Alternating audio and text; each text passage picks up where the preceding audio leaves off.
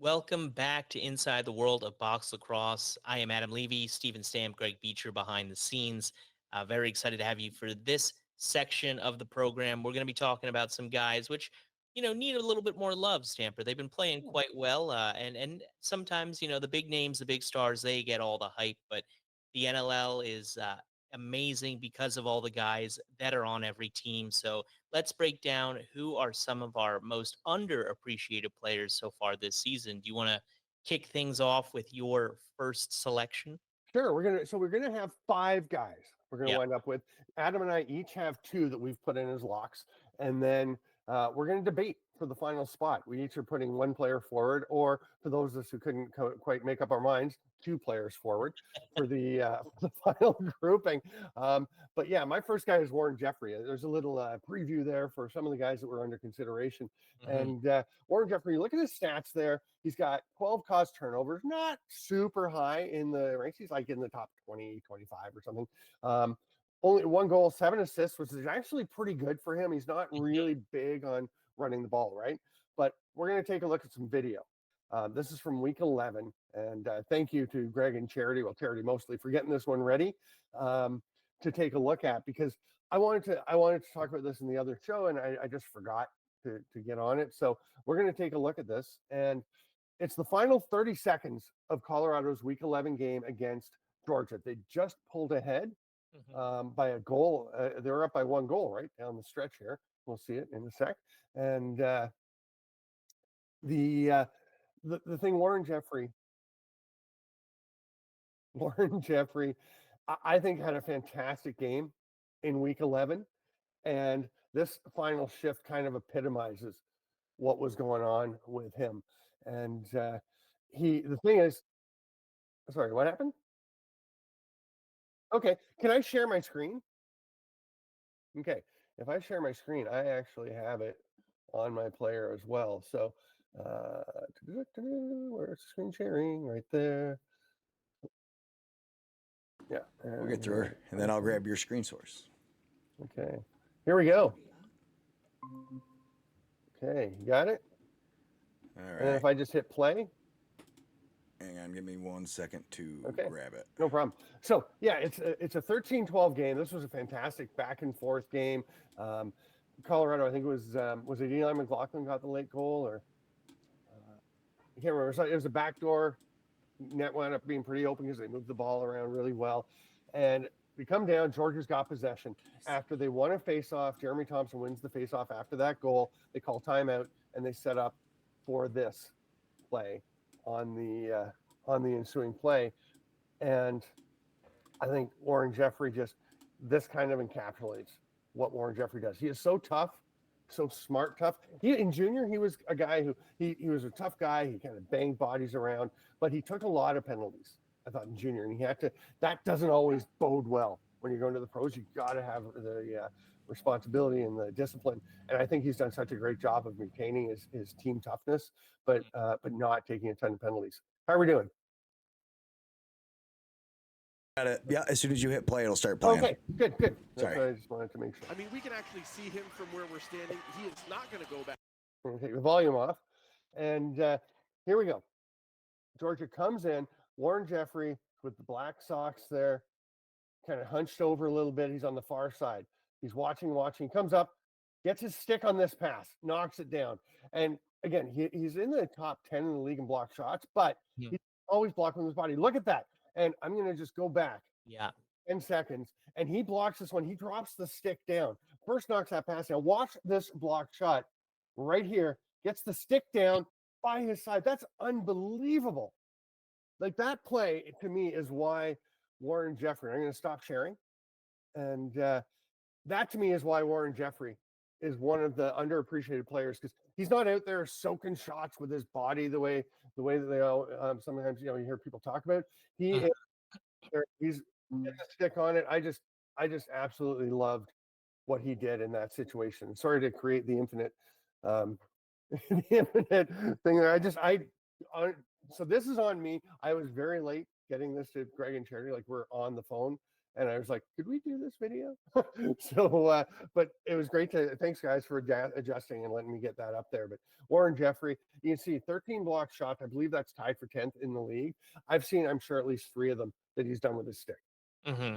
Yeah, I mean, he's one of those guys that, I think like you greatly pointed out, like he'll make the smart plays, he'll be tough, never gets those standout highlight plays or the big hits or anything like that. But we do have to remember that he was the 6th overall pick in the 2019 Mhm. NLL entry draft, and Pat Coyle was very excited to pick him up. It's a great kind of Pat Coyle defensive pick there for him, and he has been standing out. In I that remember talking to Pat Coyle a couple of years ago when I thought I thought he was going to be good coming in, and I thought he was maybe a top 5 defender in the league Yeah. for stretches. And I called Pat Coyle and said, hey, I just got to check with you. Like, am I missing something? Or Yeah. is Warren Jeffrey like one of the best defenders in the league and people just aren't talking about it? He's like, oh yeah, no, he's really good. Yeah. So yeah, he's my first guy. Yeah, and it's a lot of those guys with Colorado. It's the same with Robert Hope. Like he gets more numbers and stuff like that, but these guys, they're not going to get the big hits. They're not going to do things that you're going to be like, oh my god, that guy, scares the bejesus out of me, or however you want to say it. I think Warren Jeffrey does scare the bejeebers out of people. Yeah, But he is a big guy. That is fair. 6'3", 210. So and Jordan Gillis is in yeah. that conversation as well, right? And Yep. he was sensational at the Team Canada trials for the Worlds last year, and was an alternate on that team. Yeah. And so for me, the one of the guys that I want to point out first, I'm gonna say Justin Inacio for me. He has been obviously Calgary has been a great story so far this season. It's been great to see their improvement. But for Justin Inacio, I mean, first of all, first in faceoff wins this season, winning at 63%, and only his second year. Last year, he only played 8 games, I believe it was, and really he's improved in all fronts. And the fact that he's grabbing as many loose balls as he is off those draws as well.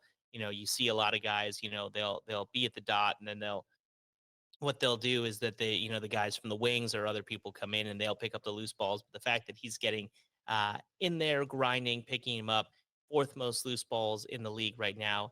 He's also adding the caused turnovers, which has been really good to see. So, I think that when it comes to, whether faceoffs matter or not, with the improvement of Curtis Dixon and Dane Doby and the rest of that offense, Jesse King, who you see on this list as well, as a great facilitator. And I know that Nick Rose is going to be happy that, when you're getting the possession and the ball away from you and giving you time to set up and not always be on your back foot or feeling the pressure after you've let in a goal or even you've scored, that's hugely beneficial to confidence and a big thing. So Justin Inacio, I know I've heard from a bunch of Calgary Roughnecks players that they think that he's been doing great. I even think that Christian Del Bianco put out a tweet about how Justin Inacio needs more love. So I think that he's a guy that hasn't been talked about, and is mainly also because there's been so many of these pop-up face-off guys who have had improved seasons. But he is one of them, and I feel like he has not been getting the love that he deserves.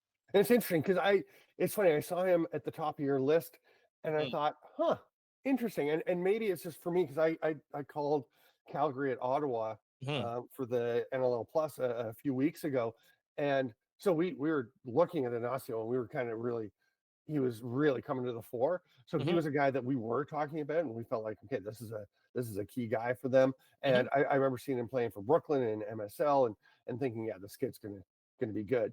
Yeah. We did mess up his name on the broadcast. I don't know if I brought that up. I may have. We got it from the wrong source. Um, and I actually had to message Justin and say, okay, I've got to double check this. He said, yeah, no, it's not an Ascio, it's an Osseo. And I was like, oh, sorry, man. He's like, it's okay, next time.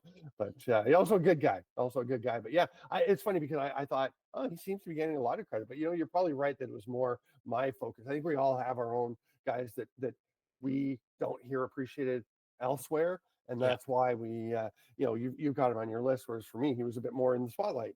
Mhm.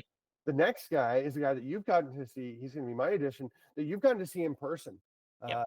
at least once or twice, right? And he's a guy, Phil Caputo. who was kind of bounced around a bit was in Panther City. I remember a long time executive in the league telling me this guy might be. This is a couple of years ago. This guy might be the most productive or the most important player for a team on an offensive thing, because he did so much for Panther City, and he's not a huge scorer. He's got 21 points, right? 14 goals in 11 games. But Uncle Phil is really critical to things that his teams do, and he just, you see Mitch Jones and Joe Resetarits, they're obviously getting plenty of attention. Brennan O'Neill is going to draw his own attention, Yeah. but Sam Leclerc, I think, has been really good for them. All these guys that have played well, but Yeah. Phil Caputo just adds an element to that team or to whatever team he's on that everyone is looking for. Yeah, and Phil is one of those guys that, I spoke to him before the season and in training camp, and he was just, whatever the team needs me to do, whatever role they want me to fill, that's what I'm going to do. And you see that. And he's, he is willing to sacrifice the body and set tough picks as well. He's definitely one of the guys that, you mentioned the three right there. And with now, that Brennan seems to be getting a bigger role on offense. It'll be interesting again to see how Phil adjusts to that when they play their first game this weekend with the new defense, and it'll be and without Holden Katoni as well, how that changes things for Phil Caputo. So it might even open up more opportunities for him. It might. And I think as you talk about that, I'm thinking, what, next week it's going to be just after the trade deadline when we do the show. We should go back and talk about all the trades, because as you're talking about Brendan O'Neill getting more a bigger role, and I know people have been saying that. Like, I've seen people say, oh, trading Tony's great because it gives O'Neill more of a role. Holden Katoni is one of the best shooters in lacrosse. I don't love having to give him up, but I know they're excited to bring Shane Simpson in. But we're going to talk about all that kind of stuff next week. Deal, everyone? Yeah, and man, Monday is going to be a lot of fun. It is Monday at 3 p.m. Eastern. Yeah, I think it's going to be an exciting trade deadline. There's been some rumors. Obviously, Toronto has been making their way, but we don't want to talk too much about that. We'll wait for that. Who else have you got? For me, I had Holden Garland on there. I feel like one of the reasons I wanted to bring up him was because I believe we had mentioned him maybe the first couple weeks of this show. Then we kind of transitioned to Jake Boudreau and the transition guys, the Mike Messengers. And then on defense, we started talking about Matt Hosick a lot and talking about him as a potential defensive player of the year. But Holden is having a very good season and one of the best seasons he's had, in my opinion, since 21-22, right out of that COVID season. He's already tied both his block shots and caused turnovers from last year, and he's still got 6 games left. He's on pace pretty much for career highs in both caused turnovers and also block shots. But I think one of the things that stands out to me a lot is it's the gritty and toughness that he plays with. Like, if you watch some of his highlights, I mean, he is a suffocating defender. He's just giving you those extra hits, those extra checks, making you kind of fight for every inch that you want to have. He's really embodies that kind of tough Derek Keenan kind of no nonsense defense that they've really built there. And I think that because we've been talking about so much of those other guys, I feel like he is a guy that I just wanted to reinsert into the conversation, because the Saskatchewan defense is, according to the numbers and really, again, what we saw against Buffalo, one of the top defenses in the league, including, by the way, a game high 4 caused turnovers against Buffalo this past weekend. So shout out to Holden for his continued improvement and effort. He was on my list to consider when we were thinking about doing 5 each, and then we thought, no, that's going to take forever, and it makes more sense. Let's have 5 guys. We'll whittle it down. He was on my list because I think, like you said, Boudreau, probably transition player of the year right now. All credit to Owen Grant, but they're the other guys, but I think he's probably the guy. You've got Hosick, maybe defensive player of the year. All these guys, McClellan is still really good. Everyone, Bobby Kidd comes back, and I think Adam J too, not Adam getting J. I love that trade for them. Like, he's part of that Mark Matthews trade, right? Dak Mans and Adam J. and maybe a pick as well. Yeah. I agree, totally agree. Yeah. So the something that we've already talked about, Jordan Gillis. So we Mhm. have 4 of our 5. This is our top 5 underappreciated players. We've talked about Jordan Gillis, one of those Colorado guys. Mike Byrne and Jesse King. I know Greg threw those in. I think Jesse King. We talked about it. It was before we were on air, right? Mhm. About you, and you were saying because Dobie and Dixon, or Greg was saying Dobie and Dixon get so much attention. Yeah. I was surprised to see King on an underappreciated list because to me, everyone knows he's one of the best players in the game. Yeah, I mean he is one of those elite guys, and what we were talking about, and I think what everyone knows is that Jesse is just going to go and do his business. He does everything behind the scenes. He doesn't want the spotlight. He's just going to show what he can do every week on the floor, and really one of the top facilitators in this league, and it's been amazing to see that kind of coming together again with him, Dixon, and Dobie, because that has worked so well in the past. So very excited to see that kind of connection happen again. But yeah, I think that Jesse is one of those top players in this league. I mean, 69 points at this point is up there. So he's he is one of the best. So he's gotten lots of appreciation from us for maybe or maybe not being underappreciated. Mike Byrne, for sure, is an Yes. underappreciated guy. They love him in Albany. Other guys get more attention there. Colton Watkinson, the rookies, Will Johansson and Zach Masson, Nick Tchaikovsky, who is on Team Canada and is fantastic. I think Byrne. I was a guy when his first couple of years in the league. I remember thinking he seems to me like a marginal roster guy. Like there are other guys that maybe I'd be thinking, but they knew him from his days in the beaches where Glenn Clark coached. Mike McKay, the video coach, is a coach there. And Clem Durazio has strong beaches connections. He had been there. So they knew him, and they've been proved right because he is so steady for Albany. Yeah. Yeah, and I think that, another reason why he gets overlooked, at least especially this season, is, with the Albany record and how things defensively haven't shaped up. But I think that, think about the responsibilities that he's taken on because some of those key guys, Nishimura and Watkinson and everyone have been out, that Oh, yeah, puts so again. much pressure on everyone else. I don't think if I didn't watch every Albany game live, I would even notice. But as somebody who's there in person watching everyone, he does so much of the little things that don't always make the stat sheets. It's not just the cause turnovers. Like you said, when Right. everybody was hurt, he really stepped up, was directing traffic. There was so much of that is what I picked up is Mhm. he was really my most underappreciated guy. And then Lanchberry, when we get into him, that's somebody I'm really glad. Not yet. Oh, no, I was just going to say, I'm really glad that you pointed him out to Okay. us because that put him on my radar. And then last week, as I was watching them annihilate the Firewolves, that kind of, it goes to show. Yeah. Right. Bittersweet for you there. Adam, I'm going to let you present. So we've got our 4 guys. As we said, we're going to present our candidates for the 5th player on the list. And you're going Georgia for this one. And go ahead.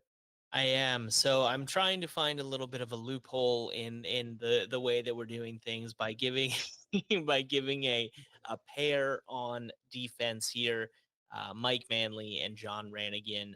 Not only you see the numbers there from the amount of block shots for Mike Manley, the cause turnovers, and the block shots from Ranigan, but for me, what it is that Adam Wiedemann has been out now for a handful of games. TJ Comicio missed a couple, and each of those guys, Ranigan and Manley, have had to step up and fill in for those key defensive pieces that have been out for Georgia. And Georgia, especially of late, has been looking very, very good in defensively. And Brett Dobson has been playing better. Mm-hmm. But we also have to say that a goalie is sometimes only as good as the defense in front of him. And vice so versa. yeah, and so, when you look at how Georgia has been playing of late, I think that those guys definitely haven't been mentioned enough. And because also those numbers, they're not jumping off the page, but they're very solid. But again, they do so much more than that as well. So, I think that credit is due for guys because, unexpected injuries are always going to happen. How teams face adversity is really important. And Georgia has been doing that really well. I see your point. I totally think, yeah, I can You see how they'd be. respectfully disagree. I do respectfully disagree. I think I like John Ranigan's movement. I think he's moving better than he has been. Like the Yeah. last year or so, he's been moving better than he was before when he had some injuries and things. He's looking fast again and dangerous. Mike Manley is he's so tough. He's so scary. Like he's one of those guys you think he's gonna make you think twice about going to the middle. So I like that. But I shall present for your consideration for the fifth player, Ryan Lanchbury. And you might think, Ryan Lanchbury. Yeah, I think he's pretty good. He's fifth in the league in scoring. Hmm. He is second in the league in assists. Yeah. And he is not mentioned with all these other players. And I've been obviously beating this drum for a little bit, but I don't get why he doesn't get more attention.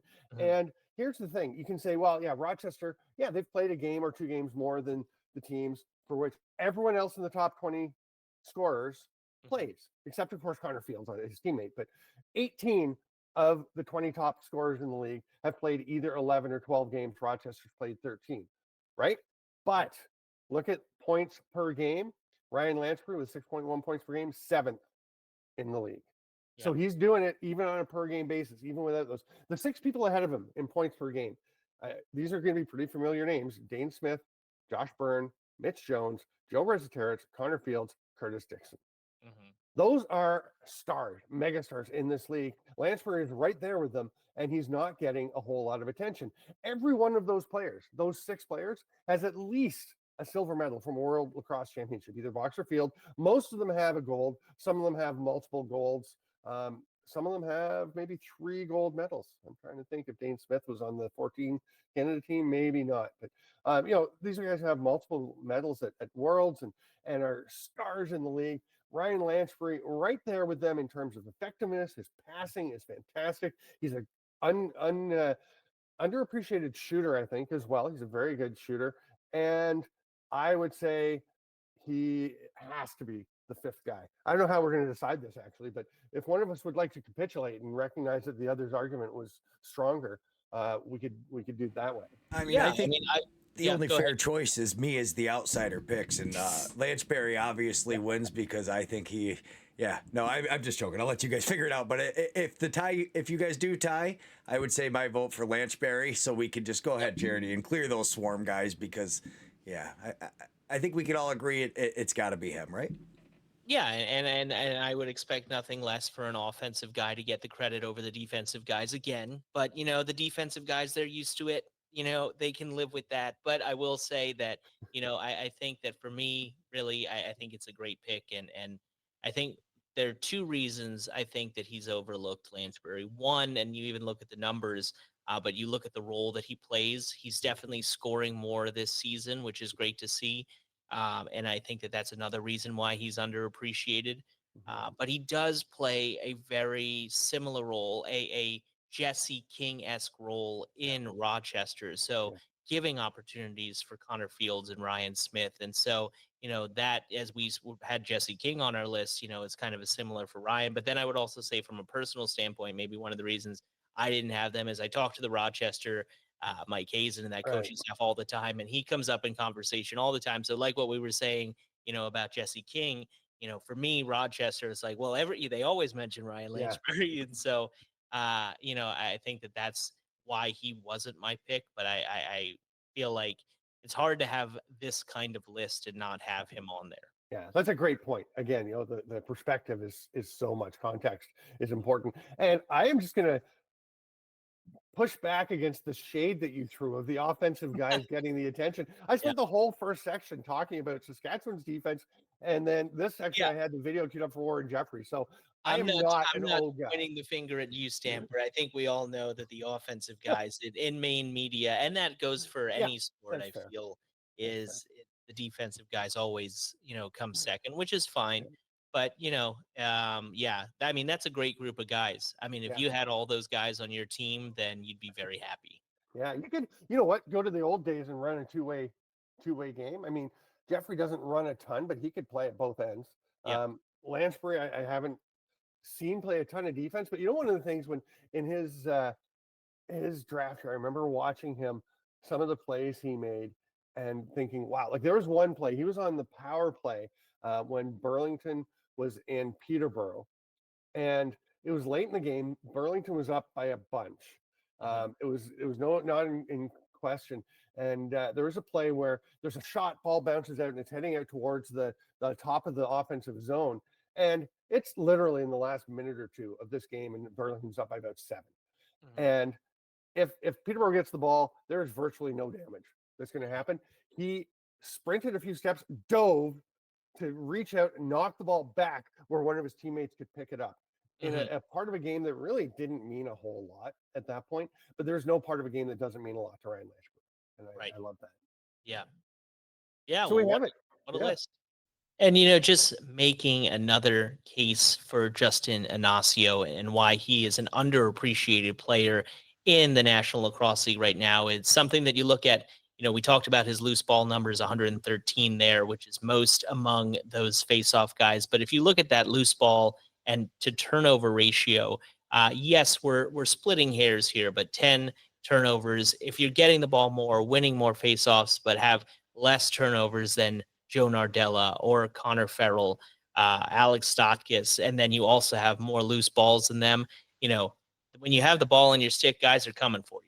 So it's great to see that Justin Inacio not getting those turnovers and finding ways to outlet the ball to his offense to get that rolling. So just more love for Justin. And I really do think that he is a piece of that team that needs more appreciation.